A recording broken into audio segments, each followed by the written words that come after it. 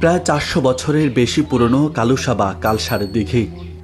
ময়মনসিংহের গফরগাঁও উপজেলার পাগলা থানাধীন লংঘাইর ইউনিয়নের মাইজবাড়ি গ্রামের ইতিহাস ঐতিহ্যের এক অনন্য দিঘি এটি।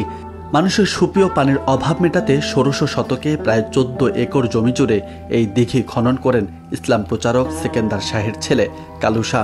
ইসলাম প্রচার করতে এসে সেখানে বসবাস শুরু করেছিলেন কালুসার বাবা সেকেন্দার শাহ।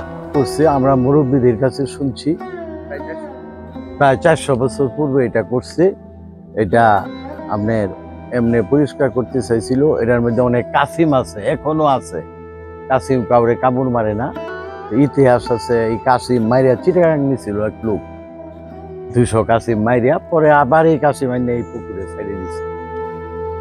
জানা যায় দিঘির পাশাপাশি কালুসা গফরগাঁও উপজেলার উস্থি ইউনিয়নের বড়বাড়িতে 2টি দুর্গ স্থাপন করেছিলেন।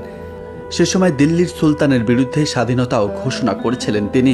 এতে দিল্লির সুলতানের সৈন্যদের সাথে যুদ্ধ সংঘটিত হয়। যুদ্ধে কালুসা পরাস্ত হন ও তার মাথা কেটে সুলতানের সৈন্যগণ দিল্লি নিয়ে যান। তবে কালুসার মাথাহীন দেহ পুকুরের পূর্ব পারে সমাহিত করা হয়। বর্তমানে দিঘিটির পূর্ব পাশে রয়েছে কালুসার মাজার। 1600 শতাব্দীতে এই কালুসা নামে একজন আউলিয়া ছিল। উনি এখানে ইসলাম প্রচার করবার আইসা এখানে একটা পুকুর খুঁজছিল। প্রথম যুদ্ধ হয়েছিল। যুদ্ধ হইয়া এই পুকুর খনন করার পরে কিছুদিন পরেই একটা যুদ্ধ হয়েছিল। যুদ্ধ হওয়ার পরে ওনার মাথাটা কাটে নিয়েছিল। কাটটা এখানে একটা মাজার আছে, মাজারে ওনাকে দাফন করা হয়েছিল। এটা আমরা শুনছি মুরব্বীদের কাছে আর কি। এই পর্যায়ক্রমে মুরব্বীরা এটা বইলা গেছে। এই পুকুরটা মানুষের, আশেপাশের মানুষ এখানে যাতে পানি ব্যবহার করতে পারে, মাছ চাষ করে খাইতে পারে। পানি সবচেয়ে বড় উদ্দেশ্য হলো মানুষ পানি খাওয়ার জন্য। এটা হলো বড়, গোসল করবে, পানি খাবে, এটাই উদ্দেশ্য। এই দিঘির চারপাশে রয়েছে আরো 100 একর জমি। দিঘিটিতে রয়েছে 100 বছরের কাছিম, গুইসাপ সহ নানা প্রজাতির পাখি। দিঘিটির চারিদিকে নয়নাভিরাম প্রাকৃতিক পরিবেশ মানুষকে মুগ্ধ করে। প্রতিদিন ভ্রমণ পিপাসুদের ভিড়ও বাড়ছে সেখানে। এই পুকুরে আপনার আমাদের জানা মতে অনেক আগে আমরা শুনতাম যে পুকুরে থালা বাসন আসত।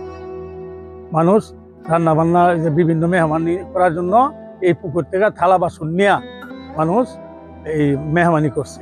কিন্তু হঠাৎ করে একদিন আমাদের এই পুকুরের উত্তর পাশের এক বাড়ির এক মহিলা একটা বাটি রাখা দিয়েছিল। এই বাটি রাখা দিয়েছিল পরে এই মহিলার বাড়িতে হঠাৎ করে আগুন লাগিয়া পুরা বাড়ি সাফ হয়ে গেল। তারপরে এই বাড়ি এনে ফেরত দিল। এই যে গেল, আর এরপরে আর এই থালা বাসন আসে না।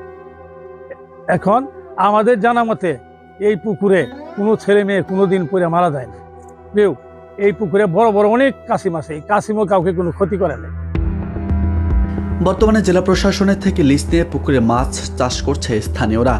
দীর্ঘ এলাকা জুড়ে খনন করা এই পুকুরে কখনো কোনো দুর্ঘটনা ঘটেনি বলেও জানিয়েছেন স্থানীয়রা।